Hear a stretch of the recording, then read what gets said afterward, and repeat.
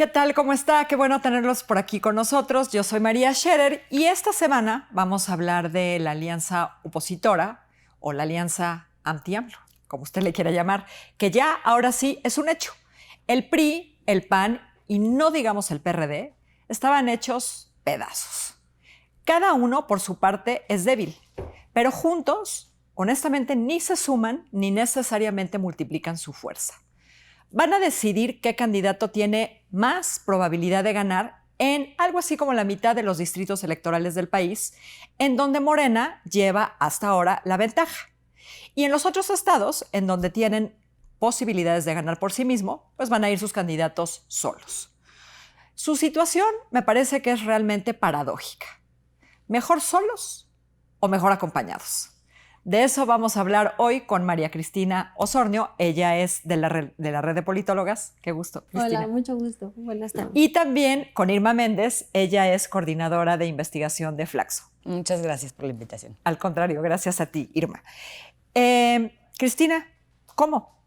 ¿Juntos o separados? La cuestión es dónde y cómo, ¿no? Pero no está tan fácil.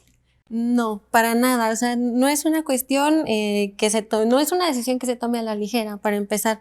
La conformación de coaliciones evidentemente tiene una finalidad electoral que es primordial y en algunas otras ocasiones también tiene una finalidad programática. Entonces nosotros estamos, por un lado, pensando qué es lo que quieren hacer. ¿Quieren ganar votos? ¿Quieren impulsar un programa diferente al del partido en el gobierno? ¿Cómo lo pueden lograr hacer?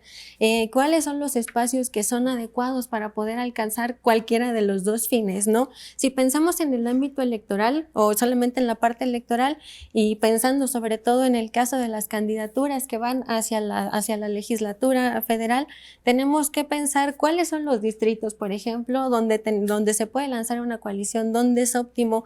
Es un momento clave para los partidos donde tienen que decidir qué es lo que quieren mostrar, ¿no? Para empezar. Es que no sabemos eso, ¿no? Ahorita que decías, ¿qué es lo que quieren?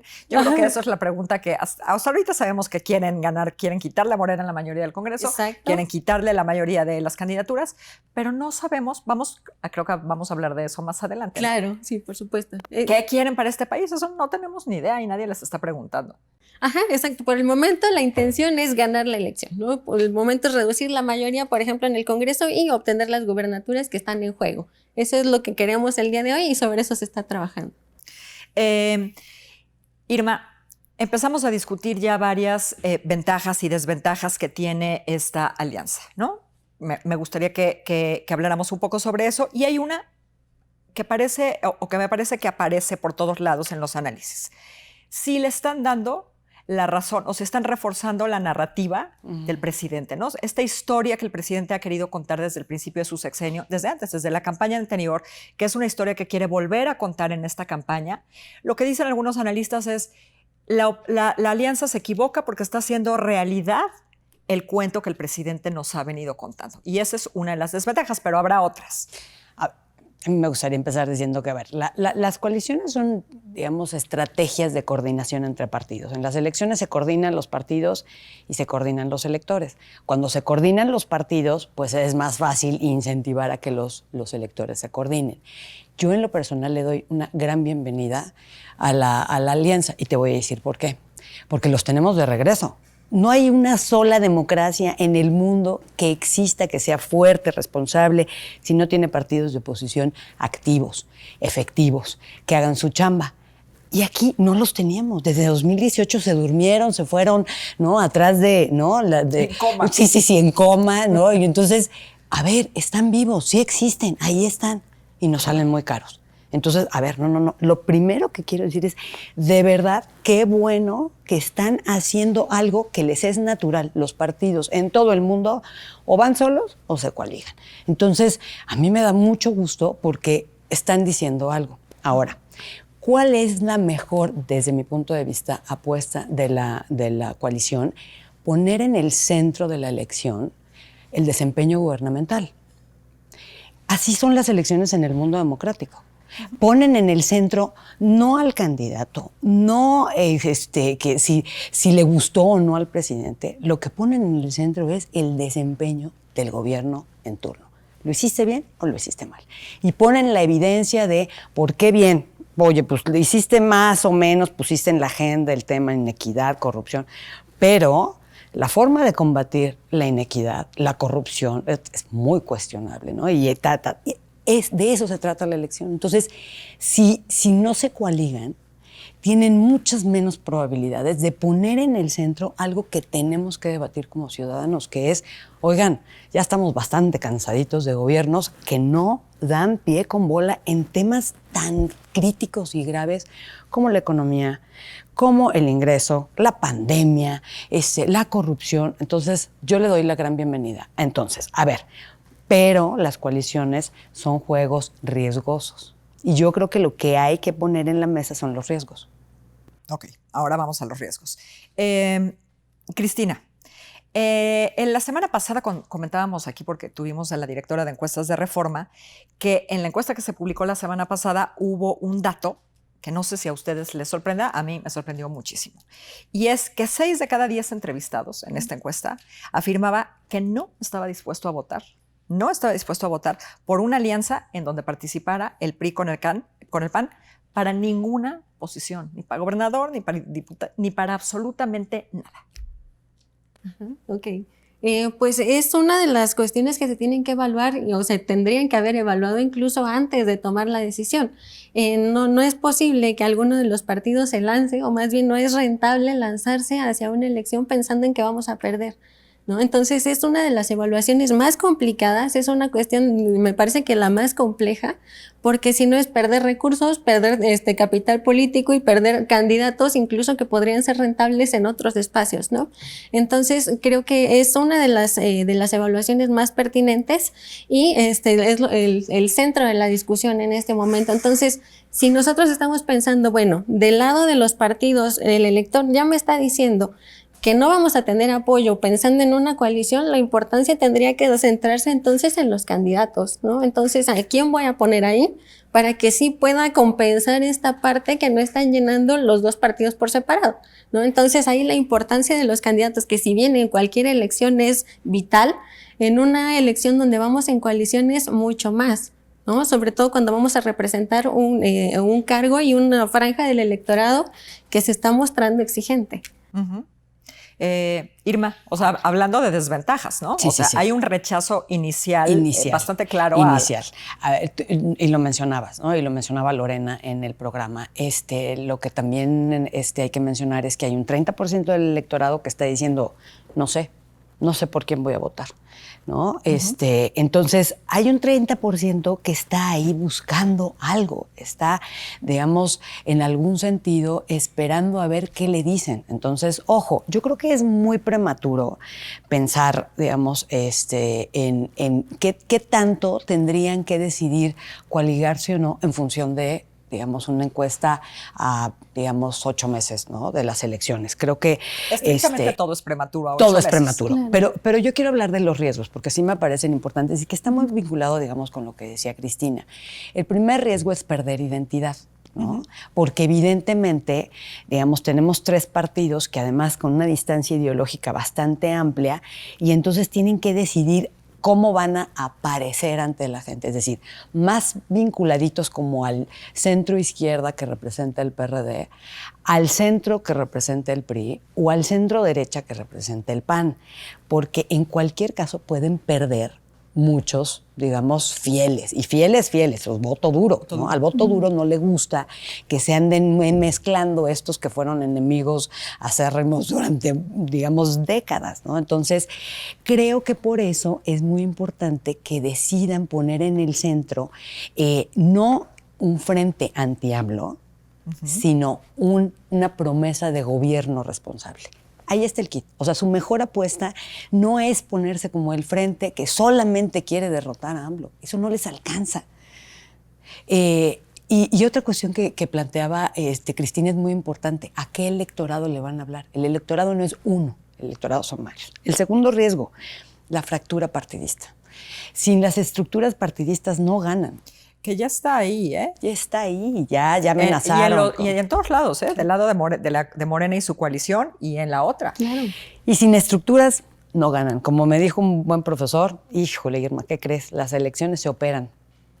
Entonces, aguas con eso. Y la tercera, pues es perder, digamos, el poquito apoyo que todavía tienen, votos, y ahí la narrativa es muy importante, ¿no? ¿Cómo le van a hacer para conectar con el electorado? Y termino planteando esto. A mí me parece que esta idea de que la alianza refuerza lo que dice el presidente, no, esa es la narrativa que le funciona a él, ¿no? ¿Serán inteligentes como para proponernos algo? No lo han sido, la verdad. Tampoco crees que en ese sentido hay muchas expectativas, pero lo pueden hacer. A ver, si hay algo que tienen, es experiencia en las elecciones. Ay, ya que saquen, por favor, sus mejores trapitos, ¿no? Para hacer bien su trabajo. Porque eso es lo que mejor hacen, ¿eh? Gobernar les sale fatal. También quisiera agregar un puntito acá. Por favor. Bueno, estamos hablando acerca de hacia dónde vamos, cómo va la coalición. Creo que también pensando un poquito como en este 30% que sí puede votar por las coaliciones, tenemos que tomar en cuenta la volatilidad de las elecciones anteriores. En la elección, por ejemplo, en la presidencial tuvimos más del 50% de volatilidad. ¿Qué quiere decir? Que más de la mitad de los electores cambiaron del partido por el que tradicionalmente habían votado. En el caso de las diputaciones y senadurías estuvo más o menos en un 30 o incluso hasta el 40%.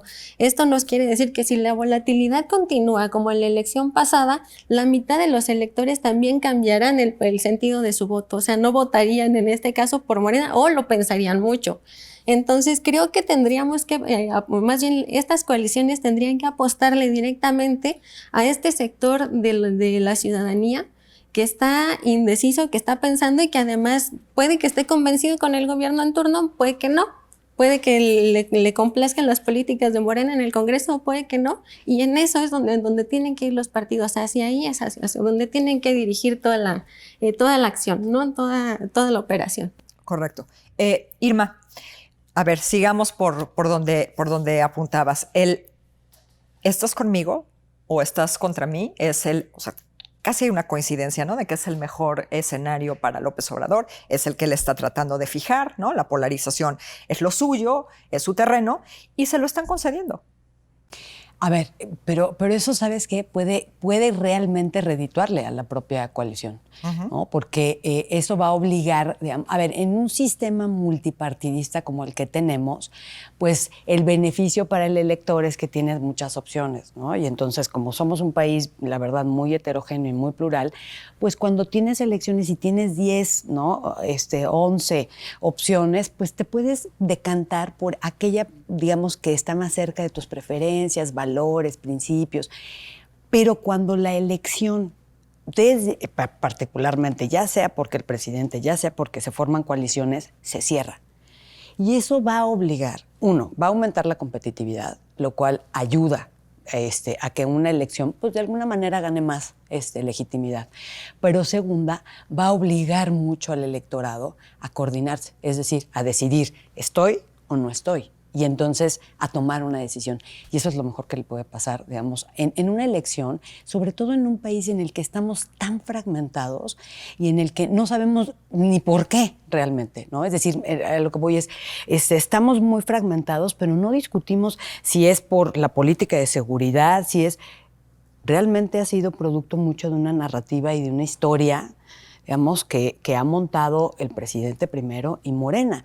A mí me preocupa porque las elecciones, en serio, si queremos que nos sirvan para algo, tienen que ser sobre política pública, tienen que ser sobre los problemas públicos que como ciudadanos enfrentamos. Y yo no veo a nadie, ni siquiera los de Morena, contentos como está la seguridad, la corrupción, la pandemia.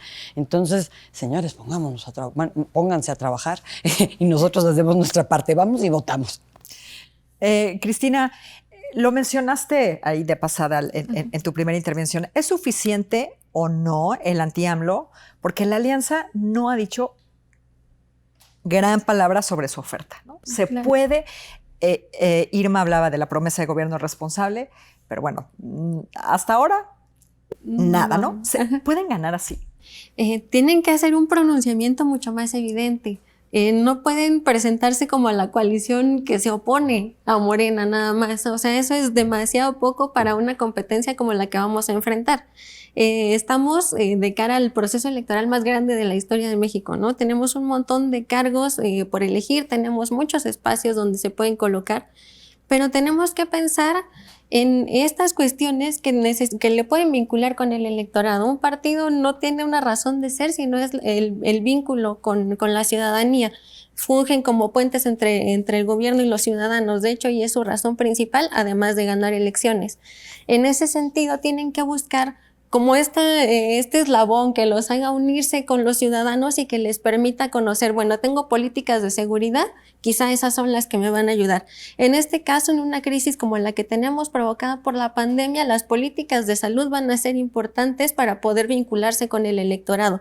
Necesitamos, y sobre todo pensando en un espacio donde la plataforma política tendría que ser la misma para llamarse coalición, tendrían que buscar un punto donde confluyan las tres corrientes ideológicas de los partidos y crear una oferta que sea una oferta que sea rentable y que además sea como que puede ser exactamente creíble para los electores, como decir, bueno, tengo una... Pero con ese pasado, ¿no? Con esa carga que traen cargando sus partidos. Es que ese es el punto, o sea, nosotros tuvimos, los que tenemos más de 30 años, vimos a PAN, PRI y PRD peleándose el poder durante este periodo, ¿no? Desde los 80s hasta hace 10 años, más o menos.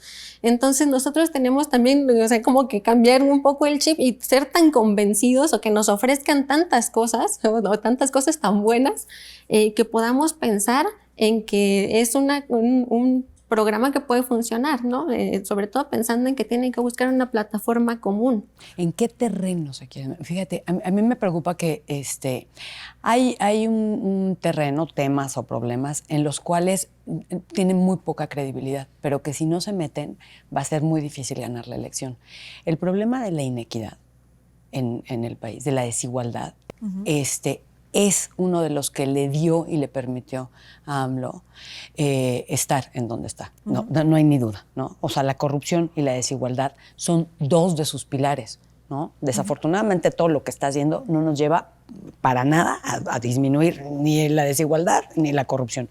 Yo estoy escribiendo un trabajo que se va a publicar ya muy pronto en un handbook precisamente sobre populismo y corrupción, y es impresionante ver que, pues la verdad, las noticias no son muy buenas, pero son dos temas, problemas en los que se tienen que meter y le tienen que ganar, digamos, la narrativa, porque en gran medida la gran popularidad y legitimidad del presidente también está afincada en que está poniendo dos problemas que nos están carcomiendo y que efectivamente están en el núcleo prácticamente de cómo se gobierna, de cómo vivimos, y le importa. E importa mucho, ¿no? Esta idea de los privilegios, de acabar con los privilegios. Por eso me preocupa que sea una coalición anti-AMLO, porque entonces, digamos, es como desde el privilegio.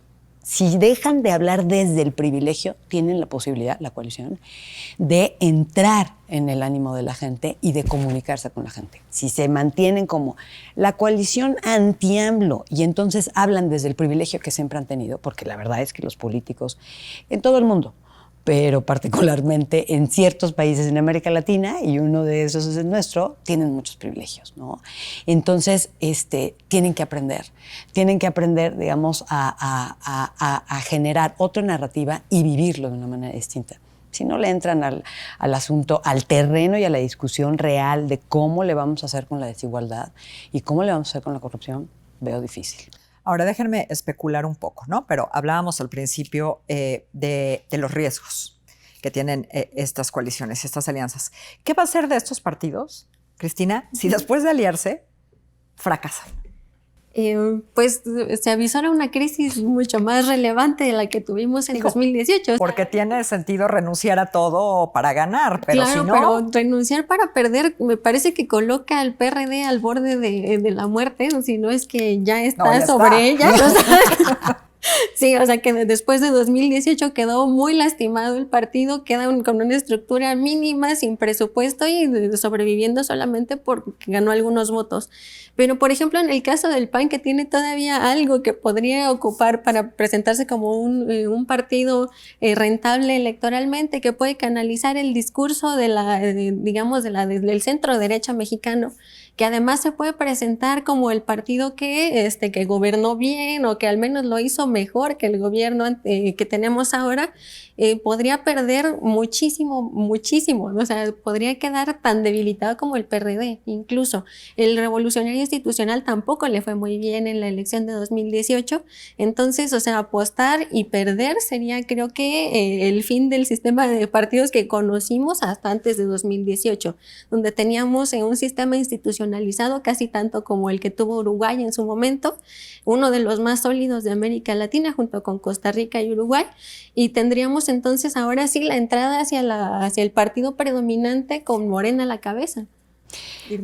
A ver, lo que pasa es que efectivamente, digamos, como yo planteaba, las coaliciones son juegos riesgosos, ¿no? Son muy peligrosos porque les puede ir muy bien, pero les puede ir muy mal y perder, digamos, prácticamente todo.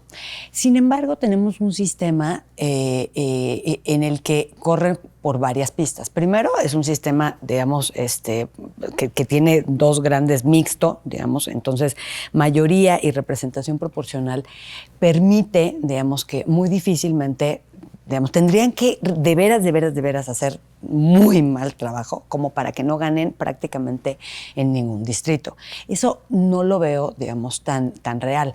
Insisto, este sistema mixto premia la presencia, ¿no? Y ellos tienen experiencia, ¿no? Y mucho se va a decantar en los candidatos que logren.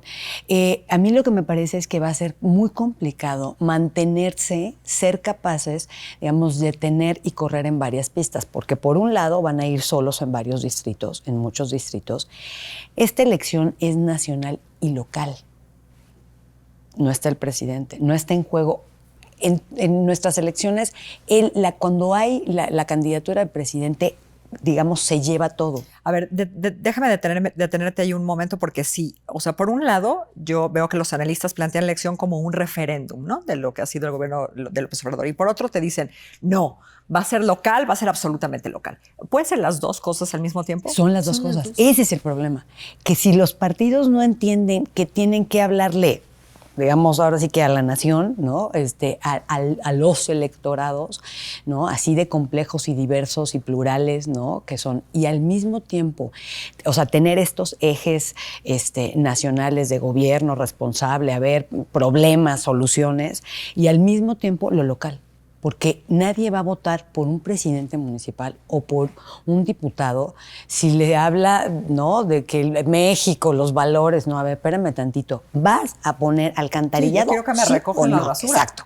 No me vengas, a ver, dime cuándo, me lo firmas, ¿sí? Entonces, va a ser en las dos. Eso es una elección compleja, es muy compleja y la verdad se juega mucho porque yo creo que a mí en lo personal me preocupan muchas cosas sobre las cuales la verdad es que tampoco han sido más bien nada efectivos los partidos de oposición, que es el desmantelamiento de instituciones, ¿no? Ese tipo de cosas que tienen que abordar todo el problema, ¿me entiendes?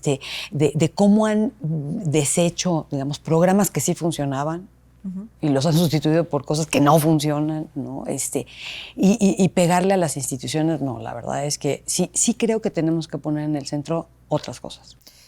Cristina, escucho y leo que la polarización desmotiva, ¿no? No le dan ganas al votante de ir a... Entonces, entre que es una elección intermedia, ¿no? Donde no hay votaciones tan copiosas como en las federales. Y la polarización que evidente que va creciendo, ¿no? O sea, no solamente no va a menos, ¿no? Sino que se va avivando cada vez más. Va a suceder esto que sucedía con el PRI, ¿no? Donde la poca participación beneficiaba al partido mayoritario. O sea, ¿eso va a repetirse? Tenemos la particularidad de que estamos poniendo en juego, como decía Irma, dos elecciones diferentes. Tenemos la elección local y la elección federal. Para la elección local, seguramente los términos serán distintos. En el caso de gobernadores, pues va a ganar quien tenga mayor cantidad de votos porque el sistema electoral nos dice que así funciona. Entonces, en ese caso, tantos votos como gane la coalición, será o la coalición una o la otra, tendremos un ganador. También en el caso de presidentes municipales. Sin embargo, hay algo que es bien rescatable y que es lo que nos puede ayudar en este caso. A pesar de que la coalición, ya sea la coalición de Morena o la coalición opositora, tenga un gran número de votos en la elección para el Congreso Federal, el sistema electoral mixto que ya nos mencionaban, nos va a ayudar a que incluso los partidos que tengan pocos votos tengan acceso a curules dentro del Congreso. Entonces, en ese sentido, la propia regla de sobrerepresentación que tenemos para la Cámara de Diputados no permitiría que Morena ni su coalición tuviera una mayoría absoluta. No pueden tener más del 40% de los legisladores en sentido estricto, no en términos legales. En términos formales. En términos formales. Lo que va a suceder quizá es que a pesar de que gane Morena, tenemos otros partidos que son aliados, como el Partido Verde, el Partido del Trabajo, que pueden llegar a acuerdos dentro del Congreso. Entonces, en ese sentido, el riesgo de que obtengan mayoría de votos está de ese lado. Sin embargo, si tenemos competencia y además lo logran hacer muy bien, la coalición de oposición, digamos, de partidos opositores, tendría la oportunidad de tener un mayor número de curules y equilibrar como esta parte, ¿no? Entonces, es difícil que se logre una mayoría aplastante, pero tenemos que esperar a ver qué es lo que va a suceder el día de la elección. Irma, déjame ahora imaginar las cosas al revés, ¿no? Hablábamos de lo que ponen en riesgo los partidos de oposición si pierden. Ahora, ¿cómo te imaginas la segunda mitad del gobierno de López Obrador sin una mayoría de Morena? Deteniendo todo. Deteniendo, digo, o sea, ahora sí que para bien, deteniendo desmantelamiento de instituciones, para mal, no permitiendo que se haga prácticamente nada. Y eso es muy preocupante. La verdad es que no lo minimizo. Sin embargo, creo que digamos, la manzanita que está fuera, digamos, después de en el segundo trienio, que es la elección presidencial siguiente, ¿no? En 24, puede, digamos, incentivar a que haya un poco más de responsabilidad. Y si logran, digamos, quitarle en un sentido la mayoría o ponerla tambaleando, por lo menos en la Cámara de Diputados, pueden lograr, digamos, avanzar en cierto tipo de políticas, digamos, como replantear la política de seguridad, que yo creo que es necesaria ya, ¿no? Es decir, es algo que no puede esperar, igual que la reactivación de la economía. Y la verdad es que lo que nos dicen, por ejemplo, los cambios en el gabinete, es que no hay rumbo. Es que yo me imagino un país peleándose. Si a eso le añadimos un poquito de rumbo, me doy por bien servida.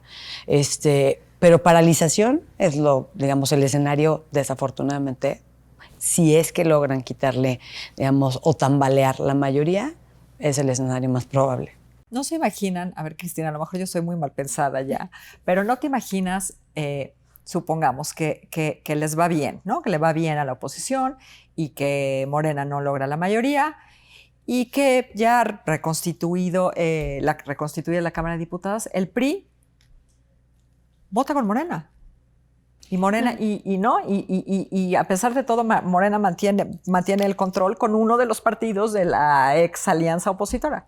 Claro, ese es uno de los riesgos y también lo he llegado a pensar, no creas que estoy muy mal pensada, no es que, o sea, las acciones y como estas decisiones que se han tomado en los últimos 3 años entre Morena y el PRI no nos dejan muchas cosas buenas que pensar, ¿no? Entonces es un escenario posible, sin embargo creo que al ir en coalición tendrían que tener al menos un punto de acuerdo en el que eso no sería permitido, no sería quizá bien visto, ¿no? Eso tendría que ser como parte de los acuerdos extraoficiales que se tendrían que llevar a cabo entre partidos. Sin embargo, no sé qué tan real pueda ser eso, ¿no? Qué tan posible sea esa alternativa. Entonces, que el PRI es el PRI y es institucional. Sí, a ver, la historia, digamos, a nivel local, o sea, en los estados y nacional, es que como lo que tenemos son coaliciones preelectorales, a diferencia de todo el mundo, en donde hacen coaliciones de gobierno después de las elecciones. Aquí vamos al revés. Hacemos las coaliciones, ganamos y después nos peleamos y cada quien, ¿no? Toma su rumbo. Por eso creo que la única apuesta es hacerlo, digamos, ¿no? Hacer preelectoral y después proponer, digamos, gobierno. Lo que pasa es que, fíjate que los estudios lo que nos muestran es que cuando van coaligados, en las últimas 2 décadas, a nivel local, normalmente tienden a votar de acuerdo a los temas junto con los partidos que se coaligaron. En pocas palabras, hay coaliciones preelectorales. No hay nada que los obligue a hacer gobierno juntos. Pero normalmente la tendencia ha sido que votan con aquellos partidos que se coaligaron en ciertos temas, y en otras palabras, en México se rifa el sistema de partidos, votan de acuerdo al tema y problema, no, digamos, digamos, en principio con una coalición. ¿Qué tanto puedes lograr en un acuerdo? Difícil. Yo lo que creo es que vamos a seguir operando por temas y problemas y eso es lo que dicta, digamos, con quién te coaligas. Al final, la verdad es que detrás de todo sí hay historia. Todos los partidos tienen historia y difícilmente van a aceptar, digamos, votar, aunque hayan firmado con sangre la coalición en ciertos temas. También hay otro punto, ¿no? O sea, imagínate el aborto. Perdón, claro. Imagínate el aborto. No. No hay manera, no hay manera. Aunque lo hayan hecho con la sangre de cada uno de los dirigentes nacionales, el PAN no va a ir, y la mitad del PRI tampoco va a ir. Sin duda. Entonces, es por tema. Exacto. Y también hay otro punto, o sea, la cantidad de legisladores por cada partido, a pesar de que vayan en coalición, ya está determinada. Sí. ¿No? Entonces, en ese sentido, van a votar conforme a la bancada y la disciplina de la bancada que les permite avanzar dentro del partido, no hacia afuera. Entonces, creo que estamos también, como electores, tenemos que pensar mucho en esa parte, ¿no? Como para podernos plantear, a ver, si yo pongo a mayoría priista, ¿qué va a suceder? Morena ha jugado con el PRI, el PAN no, entonces, ¿como para dónde vamos, no? Sí, porque la disciplina partidista en México es del 99%, porque todos los incentivos, salvo en Morena, están puestos para que la carrera de los políticos dependa de los partidos, no de los electores. Irma, ha sido un placer. Muchas gracias. Cristina, Muchas gracias. Muchísimas gracias también a usted. Descanse, lo espero aquí la próxima semana. Muchas gracias.